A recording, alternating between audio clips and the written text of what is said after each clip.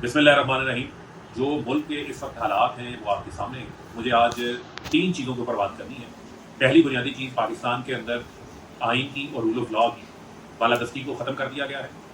دوسرا معاملہ جو پاکستان کے اندر اس وقت معاشی صورتحال ہے اس کے اوپر بات کرنی ہے۔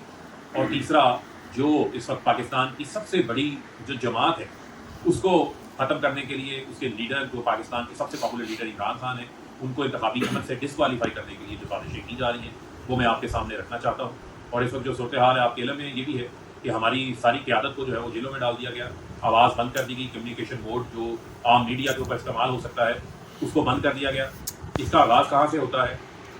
جب اپریل 2022 کے اندر رجیم چینج سازش جو ہے اس کو کامیاب کیا جاتا ہے۔ اس وقت عمران خان صاحب نے یہ کہا تھا کہ جو ملک کی معیشت ہے وہ کوئی نیا جھٹکا برداشت نہیں کر سکتی۔ جنرل ریٹائرڈ باجوہ صاحب کو انہوں نے یہ بات کہی تھی، اور آج یہ بات ثابت بھی ہو رہی ہے کہ عمران خان نے کرونا کا 2.5 سال کرونا کا بھی مقابلہ کیا، ٹڈی دل کا حملہ بھی ہوا، افغانستان سے امریکی افواج کا انخلا بھی ہوا، بھارت کے ساتھ بھی سرحدوں کے اوپر کشیدگی ہوئی جب انہوں نے سیالکوٹ بالا کوٹ کے اندر حملہ کیا، ہمارے درخت شہید کیے، اس کے بدلے میں عمران خان کے حکم کے اوپر ہماری ایئر فورس نے ان کے 2 جہاز وہاں پر گرائے۔ لیکن اس کے باوجود آپ کے علم میں ہے کہ پاکستان کی معیشت عمران خان صاحب نے بہترین انداز سے جو ہے چلائی، لیکن یہ پچھلے 1 سال کے اندر انہوں نے کیا کیا، اور جہاں پر عمران خان صاحب سے انہوں نے حکومت عدم اعتماد کر کے سازش کے ذریعے انہوں نے چھینی، اس وقت پاکستان کی معیشت کہاں پہ کھڑی تھی؟ اور آج ٹھیک 1 سال بعد یعنی کہ مئی 2023 میں ہمارے ملک کی معیشت کی کیا حالت ہے؟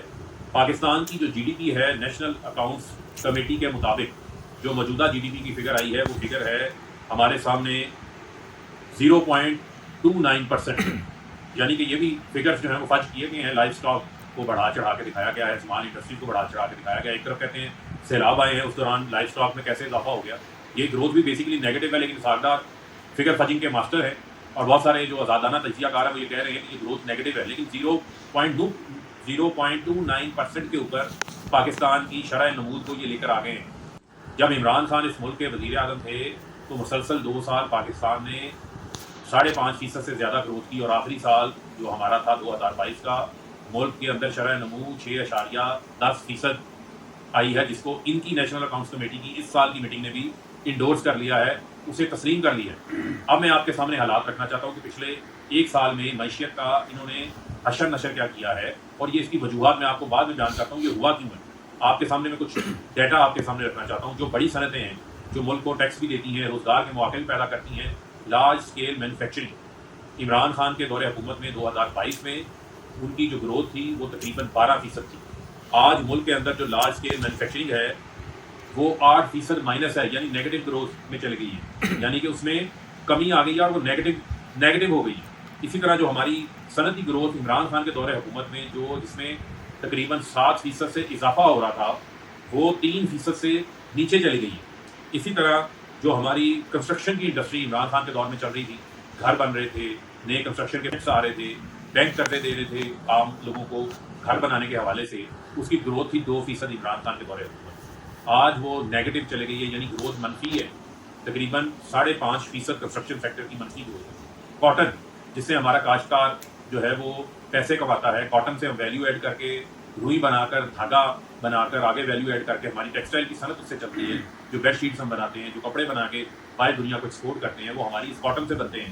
کاٹن کی ہمارے دور حکومت میں 9.5% گروتھ تھی، یعنی اضافہ ہوا تھا، 9.5% کاٹن کی جو پیداوار تھی اس میں اضافہ ہوا تھا۔ آج کاٹن کی پیداوار میں منفی، یعنی -23% کے اوپر کاٹن کی پیداوار آ گئی ہے۔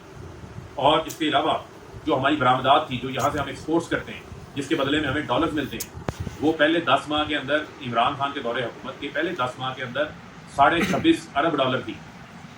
آج ان کے شہباز شریف کے پہلے 10 ماہ کے اندر، یعنی کہ جولائی سے اپریل تک کا جو ڈیٹا میرے پاس ہے، وہ ایکسپورٹس 23 ارب ڈالر پہ ہیں، یعنی کہ عمران خان کی جو آخری سال کی ایکسپورٹس تھی اس سے تقریباً 3.5 ارب ڈالر ایکسپورٹس اس سال ابھی کم ہے پہلے 10 ماہ میں، اور ابھی مزید اگلے 2 مہینوں میں مزید نیچے گرنے والی ہیں۔ اور یہ ڈالرز کی کمی اسی وجہ سے اس ملک کے اندر ہو رہی ہے، جو آپ کو بار بار آئی ایم ایف کے پاس بھاگ دوڑ کے جانا پڑتا ہے۔ جو ریمیٹنسز ہیں، جو بیرون ملک پاکستانی ترسیلات زر بھیجتے ہیں، اس کے اندر عمران خان کے پہلے 10 ماہ کے اندر 2000 یعنی کہ 21-22 کا جو سال تھا، جو ریمیٹنسز تھی وہ تقریباً 26.1 ارب ڈالر تھی، جو کہ آج تقریباً 22.74 ارب ڈالر، یعنی 3 ارب ڈالر کی۔ اس کے اندر بھی تفصیلات جو بیرون ملک پاکستانی بھیجتے ہیں، انہوں نے بھی 3 ارب ڈالر کم بھیجے شہباز شریف کی دور حکومت کے اندر۔ اب میں آپ کو بتانا چاہتا ہوں کہ ان کی اس کارکردگی کی وجہ کیا ہے کہ آج مہنگائی کے 70 سالہ ریکارڈ ٹوٹ گئے۔ 50 روپے کلو والا آٹا آج 200 روپے کلو میں دستیاب نہیں ہے، غریب 2 وقت کی روٹی نہیں خرید سکتا۔ عمران خان کے 3 سالہ دور حکومت میں 55 لاکھ نوکریاں پیدا ہوئی تھیں نئی۔ شہباز شریف کے پچھلے 1 سال کے اندر 50 لاکھ لوگ بے روزگار ہو چکے ہیں۔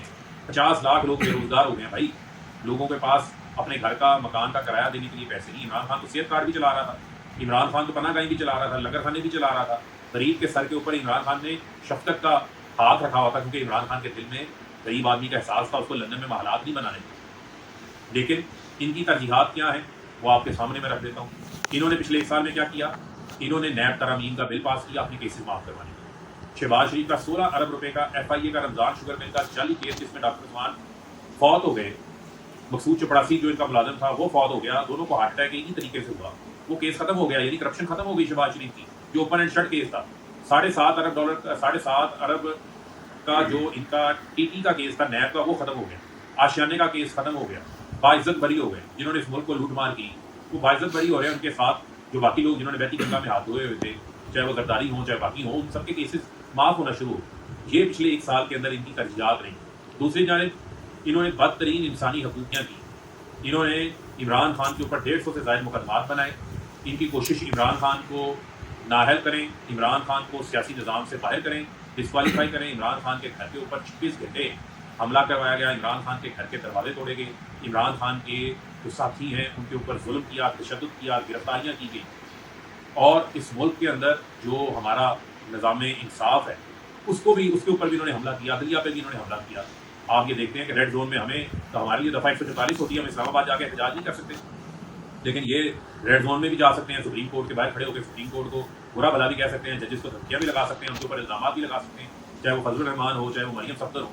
یہ سب کچھ جو ہو رہا ہے یہ فاشسٹ رجیم کی آشیرواد کے اوپر ہو رہا ہے، لیکن ان کو ملک کی فکر نہیں۔ آج IMF کی ڈیل ان کی ختم ہو رہی ہے، ملک بینک ڈیفالٹ کے دہانے پہ خدا نخواستہ آن پہنچا ہے۔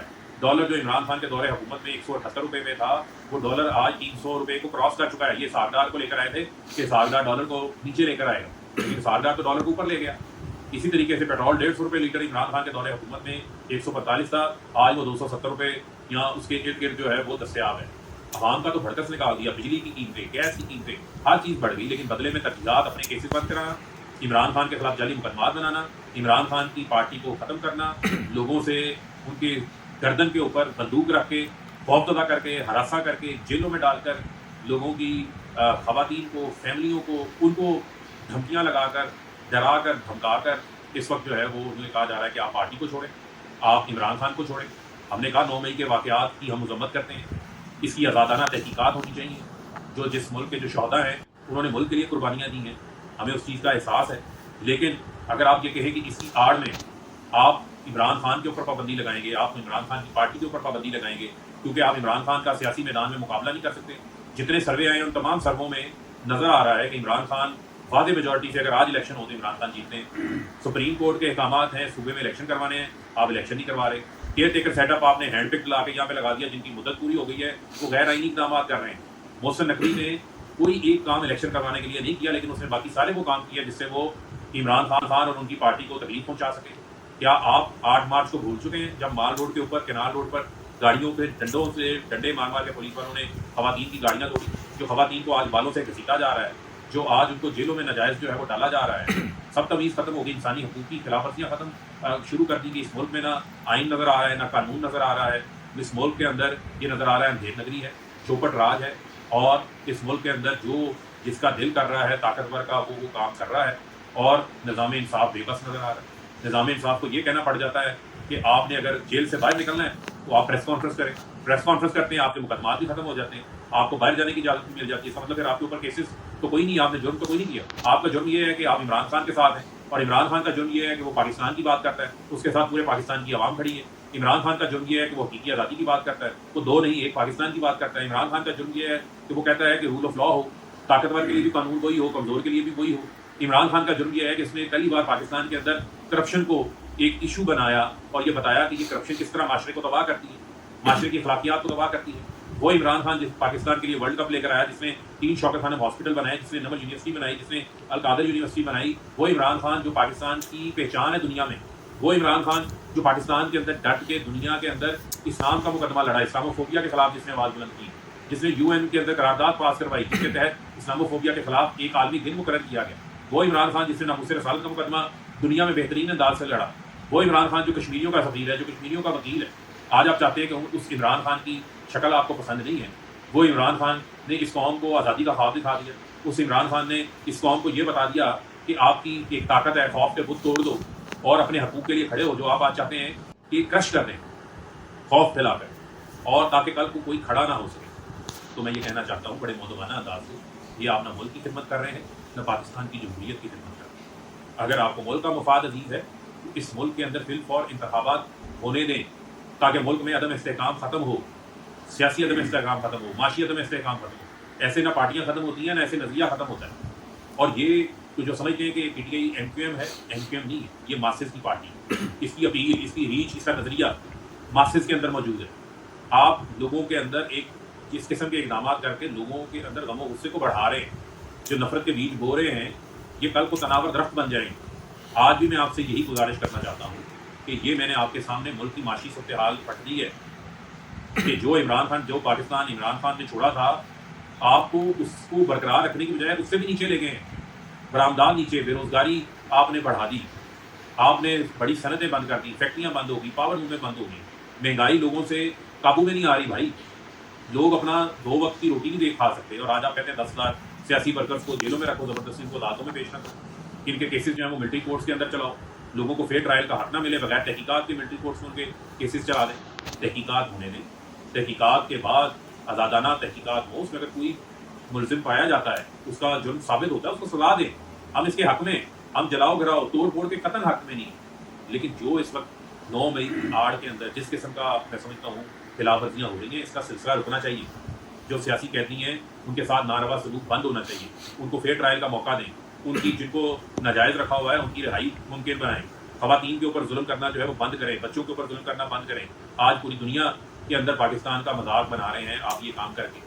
اور پھر میں آپ کو یہ کہنا چاہتا ہوں کہ ملک جو ہے اس کو ہم سب کو جو ہے وہ ترجیح دینی چاہیے، اور پاکستان کو اگر ہم نے مضبوط کرنا ہے، پاکستان کو ایک ترقی یافتہ ملک بنانا ہے، تو پھر فیصلے پاکستان کی عوام کو کرنے دیں، حق حکمرانی پاکستان کی عوام کو منتقل کریں، وہ فیصلے کریں اس ملک کا حکمران کون ہو، اور باقی سب اپنا اپنا ہی کردار ادا کریں، اس میں ہی سب کی عزت بھی ہے، اسی میں سب کی میں سمجھتا ہوں کہ جیت بھی ہے۔ اب اس جنگ کے اندر جو آپ جنگ لڑ رہے ہیں، اس جنگ کے اندر کوئی فاتح نہیں ہوگا، بلکہ اس سے نقصان جو ہے وہ پاکستان کا ہوگا۔